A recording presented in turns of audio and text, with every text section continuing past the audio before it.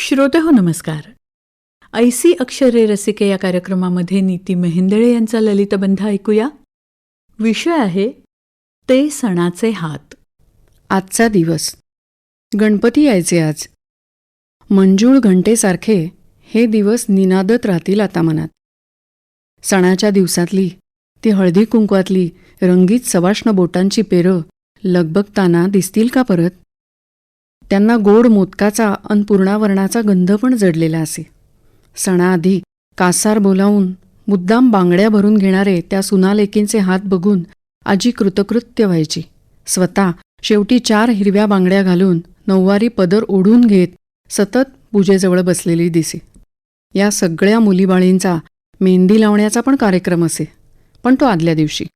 सणाला सगळ्यांची पेरं केशरी लाल सुटूक आणि नक्षीमय हाताने वावरताना दिसत. पूजेसाठी उभ्या सोवळ्या काकांचे हात उदबत्तीच्या सततच्या सान्निध्यातले, अतिशय मंगल, सात्विक. जानव्यावरून सतारीसारखी बोटं फिरवत आम्हा मुलांना कामं सांगत. आम्ही ती सतार बघून खुसूखुसू हसत असू कोपऱ्यात. काही नम्र मुलींचे तोरणनी हार चटचट करणारे डौलदार लांब सडक हात असत. पत्री गोळा करायला धावणाऱ्या बावऱ्या नातीचे हात. तोरणासाठी खिळे लावायला स्टूलावर चढून उभ्या भावाचा हातोडी मागणारा एक हात आणि ती देताना हळूच लाजणारा वहिनीचा एक. पूजा संपन्न झाली म्हणताच काका आरती विचारत मुलं टणकन हजर व्हायची, केवढ्या उत्साहाने. आरत्यांसाठी जोरजोरात झांजा वाजवणारे हात मोठ्या माणसांचे.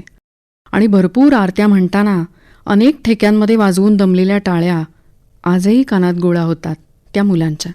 आळीपाळीने मंत्रपुष्पांजली आधी फुलं वाटायला आणि नंतर प्रसाद वाटायला धावणाऱ्या नातवंडांचे ते इवले इवले हात बघून कोण कौतुक वाटायचं मोठ्या माणसांना.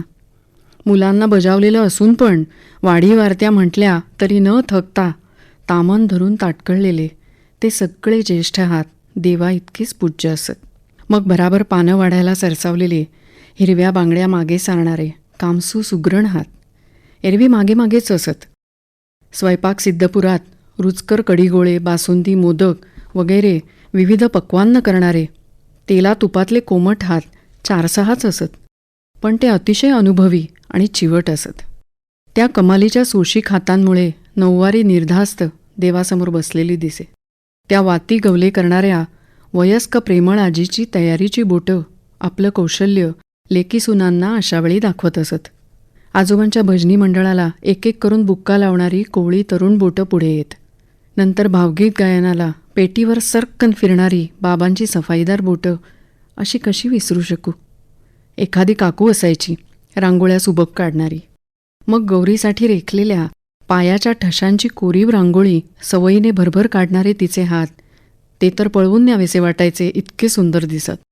गौरी आल्या सोन्याच्या पावली म्हणत आई काकू पुढं हळद कुंकवाचं पाणी घेऊन हाताचे ठसे उमटवणारे कुमारिकांचे हात मला आशादायी वाटायचे, का कोण जाणे. त्या माहेरवाशिणी म्हणून लवकर याव्यात अशी चिडवाचिडवी व्हायची म्हणून असेल. देव विसर्जनाला नेताना जड मनाने पाठ उचलून धरणारे हात भलतेच खंबीर असत. भारून भावूक होत डोळ्यातलं पाणी टिपणारे नऊवारी हात आता समजतायत. देव नेताना बघत नातवाच्या पाठीवर मायेने फिरणारे आजोबांचे खरखरीत हात असेही. विहिरीवर एकमेकांच्या देवाच्या विसर्जनाची खिरापत हातावर ठेवत पुढच्या वर्षाची वाट पाहत राहणारे निनावी हात तसेही. ते सणाचे हात. नीती मेहेंदळे यांचा ललितबंध आत्ताच आपण ऐकला ऐसी अक्षरे रसिके या कार्यक्रमामध्ये. या कार्यक्रमाला निर्मिती सहाय्य केलं होतं रत्ना मगरे यांनी आणि सादरकर्त्या होत्या ज्योत्स्ना केतकर. आणि याचबरोबर आजचा कार्यक्रम संपला. पुन्हा भेटूया उद्याच्या भागात. नमस्कार.